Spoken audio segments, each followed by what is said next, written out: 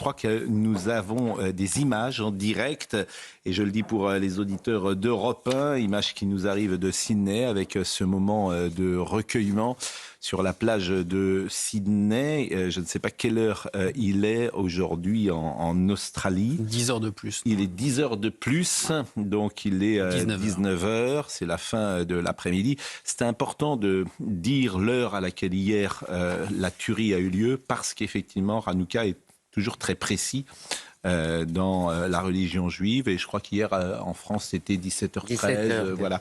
C'est toujours un moment extrêmement précis, et c'est ce qui signe, je l'ai dit, parce que c'est la signature de l'acte antisémite et dans l'heure à laquelle cette tuerie a eu lieu. Voyez ces images et écoutez peut-être ces images pour les auditeurs d'Europe 1. Écoutez ce recueillement, écoutez ces prières, écoutez ces habitants australiens de Sydney qui sont en train en ce moment de marquer ce moment de recueillement.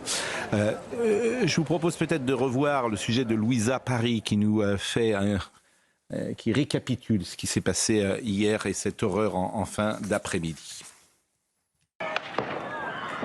Ce dimanche, les célébrations de Hanouka ont tourné au cauchemar sur la célèbre plage de Bondi Beach à Sydney. Il est 18h47 lorsque les secours répondent aux premiers appels d'urgence, quelques minutes seulement après le début des festivités.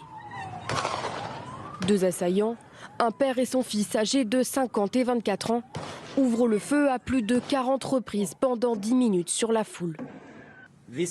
Cette attaque a été perpétrée pour viser la communauté juive de Sydney le premier jour de Hanouka.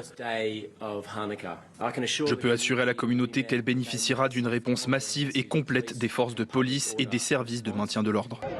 Quelques minutes plus tard, les secours et la police interviennent. Au sol, des dizaines de victimes, dont certaines sont gravement blessées et d'autres déjà mortes. L'auteur des tirs, âgé de 50 ans, a été abattu par la police. Son fils, lui, est grièvement blessé. Peu de temps après, un engin explosif artisanal a également été retrouvé dans la voiture de l'un des assaillants. Le Premier ministre australien a annoncé un jour de deuil national en hommage aux victimes de cette attaque terroriste et antisémite. C'est d'ailleurs le moment aussi, et Emmanuel Macron en a parlé hier, de saluer la mémoire d'un Français qui est mort dans cette tuerie, qui s'appelait Dan El-Kayam. Je ne sais pas si je le prononce comme il le faut, Dan El-Kayam. Et Emmanuel Macron, j'apprends avec une profonde tristesse la mort de notre compatriote Dan El-Kayam lors de l'attentat terroriste antisémite à Sydney. Je pense à sa famille, à ses proches, et leur exprime la pleine solidarité de la nation. Un jeune homme, vous avez peut-être vu cette image, qui était très jeune, très beau, et on devine son énergie, qui était en Australie pour travailler, pour imaginer parfois un nouvel avenir, parce qu'il y a des inquiétudes en France, et qui s'est retrouvé au mauvais endroit, au mauvais moment. Jenna Choukroun a été témoin hier de cette tuerie. Je vous propose de l'écouter. J'ai commencé à m'enfuir, mais j'étais un peu dans la panique, donc je ne comprenais pas tout à fait ce qui se passait. Et en fait, comme j'étais dans la fête de Hanouka avec tous les autres juifs, là j'ai compris en fait que c'était nous les cibles. Et donc on s'est tous mis à courir, donc on s'est enfui dans la direction opposée du tireur, puisque du coup on était dans le complexe du pavillon, donc il y avait plusieurs sorties. Moi, j'ai couru et j'ai remonté, il me semble, la rue Hall Street, donc qui est sur Bondi. J'ai trouvé une petite rue en perpendiculaire qui se croisait parce que je voulais me cacher. Et là, j'ai vu deux filles qui m'ont fait signe et du coup, qui étaient en train de se cacher dans un garage, dans un parking. Et donc, je me suis cachée avec elles pendant au moins une bonne demi-heure. On entendait encore beaucoup de coups de feu à ce moment-là. Donc il était même pas 19h. Et on entendait beaucoup de coups de feu. Et à un moment donné, on est sorti pour voir ce qui se passait. On a vu qu'il y avait pas mal de policiers qui étaient arrivés et qui étaient en train d'évacuer en fait les gens. Donc j'en ai profité pour partir à ce moment-là. Et j'ai pris un vélo en Lime et je suis rentrée très rapidement chez moi parce que j'ai de la chance d'habiter pas très loin. Le profil des deux assaillants, deux individus d'origine pakistanaise. Le père, c'était le père qui était mis en joue par Ahmed. Et je disais tout à l'heure que Ahmed ne l'avait pas tué d'ailleurs, mais le père mourra quelques minutes plus tard. Le père s'appelle Sajid, il a 50 ans, il avait accès légalement aux armes en tant que chasseur et tireur sportif. Et puis il y a le fils, Naved, 24 ans. Il était fiché depuis l'âge de 18 ans, mais considéré comme peu dangereux. Il aurait prêté serment d'allégeance à Daesh, un drapeau de Daesh retrouvé dans leur véhicule. Et le fils a été grièvement blessé. Alors bien sûr, au cœur de cela, il y a l'antisémitisme. Il y a l'antisémitisme qui perdure dans le monde entier et parfois aussi en Australie. Et M. Netanyahou a visé à cibler hier l'Australie. Écoutez-le. Le 17 août, il y a environ 4 mois, j'ai adressé une lettre au Premier ministre australien Anthony Albanese, l'avertissant que la politique du gouvernement australien encourageait et promouvait l'antisémitisme en Australie.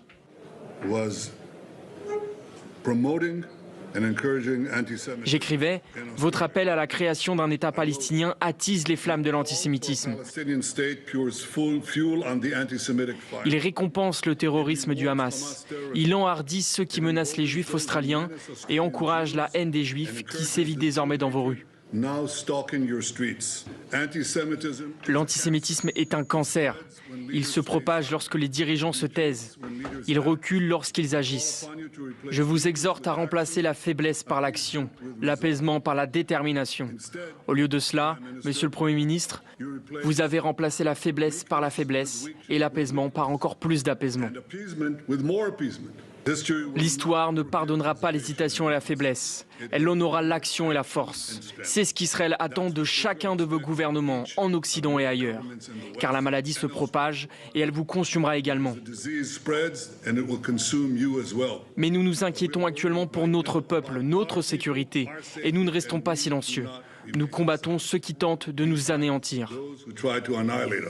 Et forcément, les mots de Benjamin Netanyahou résonnent sur le sol de France. Parce qu'on s'interroge. Est-ce que ici, les hommes politiques, au plus haut niveau, disent et font suffisamment ce qu'il faut dire et ce qu'il faut faire? Alors vous avez raison. En fait, si je devais prendre les propos de Benjamin Netanyahou sur le fond, si vous voulez, il a probablement raison, et notamment pour l'Australie. On en reparlera, j'imagine, mais ce qu'on a vu en Australie, les manifestations qu'on a vues en Australie, c'est en Australie qu'on a vu des pancartes mort aux Juifs, hein, c'est pas ailleurs. Même à Londres, si je ne m'abuse. Moi, je n'aime pas, si vous voulez, c'est à nous, citoyens français, de critiquer notre gouvernement sur ce sujet. Je n'aime pas quand Benjamin Netanyahou s'oppose au roi des Juifs. Ça, c'est ma première remarque. La deuxième, si je peux très vite, je voulais vous remercier pour vos mots dans votre édito. Parce que j'entends depuis hier, les Juifs vivent dans la terreur. Eh bien non, ils vivent comme beaucoup d'êtres humains dans ce monde. Ils vivent aussi dans l'espérance, dans la détermination. Hier, ils ont allumé leur bougie de Hanouka.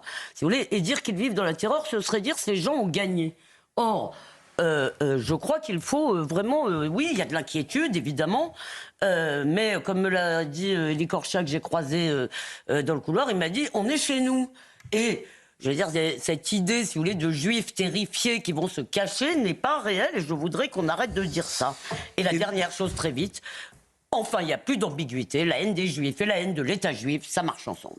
Voilà, c'est fini. Oui, mais vous avez parfaitement raison. D'ailleurs, la haine des Juifs et la haine de l'État juif, ça marche ensemble. Voilà. Vous avez parfaitement raison. Gérard Carrérou. Oui, moi, il me semble qu'on découvre là quelque chose qu'on aurait dû découvrir déjà depuis longtemps. C'est-à-dire que Israël et le peuple juif ne sont dans toute cette affaire qu'un prétexte. Un prétexte facile, c'est-à-dire le peuple juif a toujours été un peu l'élément avancé, la pointe avancée de l'Occident. On pourrait même dire de notre Occident. Dans un certain nombre, oui, depuis Hitler même. Et aujourd'hui, on voit une chose simple. On voit que le djihadisme islamique est devenu planétaire. C'est pas dans un pays ou dans un autre. C'est planétaire et ils ont trouvé un formidable essor avec effectivement la bataille de Gaza dont ils ont fait le fer de lance. Donc aujourd'hui, ça veut dire une chose... C'est pour ça que moi, j'ai rien de particulier d'affection pour Netanyahou, je m'en fous un peu de Netanyahou. Mais ce qu'il dit là, je le partage en tant comme de l'Occident chrétien menacé maintenant partout. Moi, je suis allé en Australie, j'ai été me baigner sur cette plage. Il y a beaucoup de gens qui rêvent d'y aller en vacances.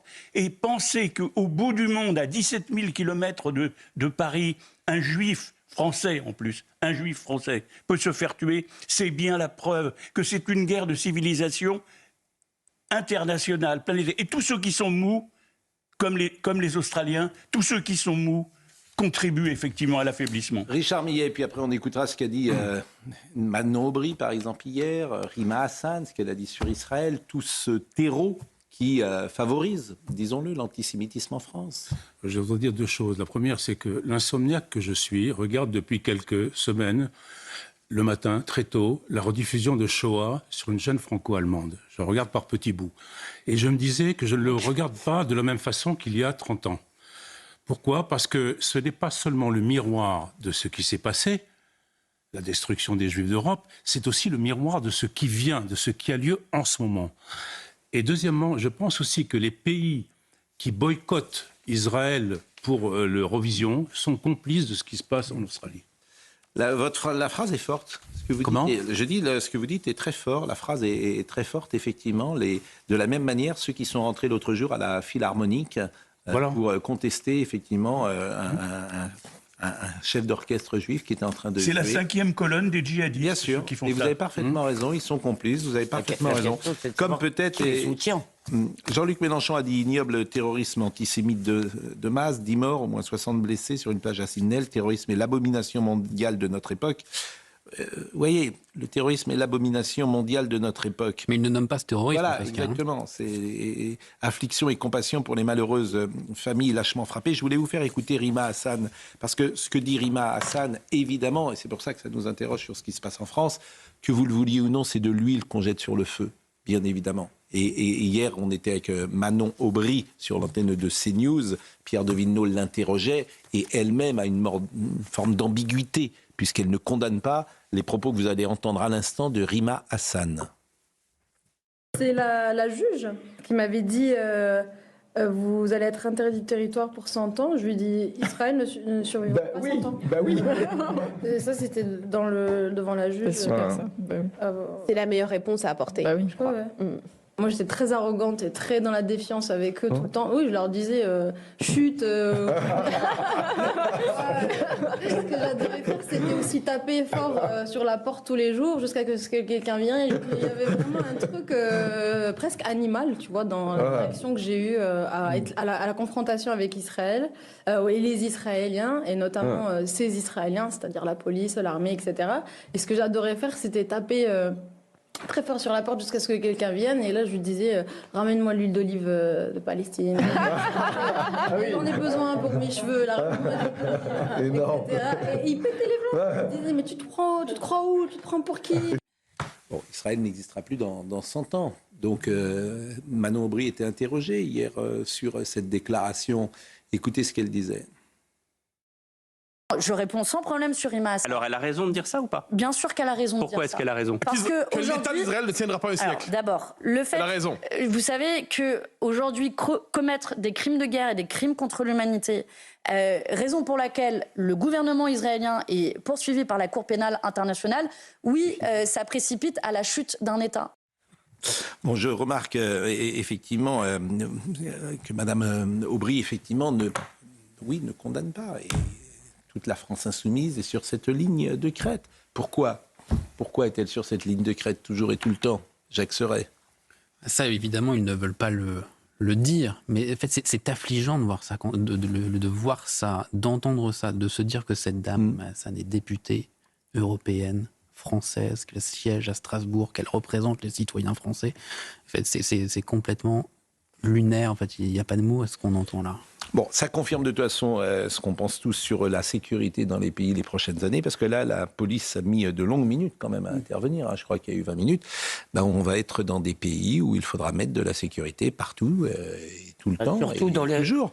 Et notamment dans les rassemblements religieux, quand même, dans les églises, dans les synagogues, mais vous avez parfaitement raison. C'est-à-dire que le 24 décembre, il y aura toutes les messes de Noël, et je pense que le ministère de l'Intérieur, comme chaque année, sera très vigilant à mettre devant les églises de France des personnels de sécurité. Je voudrais dire un mot sur Ahmed, dont vous avez parlé, parce que quand même, vous savez, c'est la fête des Lumières, Hanouka. Oui. Et hier, on se disait tous quand même, c'est un peu les ténèbres. Eh bien, il y a quand même des lumières dans ces ténèbres, il y a quand même de l'espoir dans ces ténèbres, et quand même, ce monsieur est un symbole, me semble-t-il. Oui, Ahmed. Et il faut quand même, il est probablement pas juif, je suppose, et la façon dont il a pris des risques, enfin vraiment... C'était les premiers mots de notre émission aujourd'hui. Oui, il s'appelle Ahmed, il a 43 ans, il a désarmé à main nue l'homme qui semait la terreur. Donc vous allez voir le sujet de Michael Dos Santos. Voilà.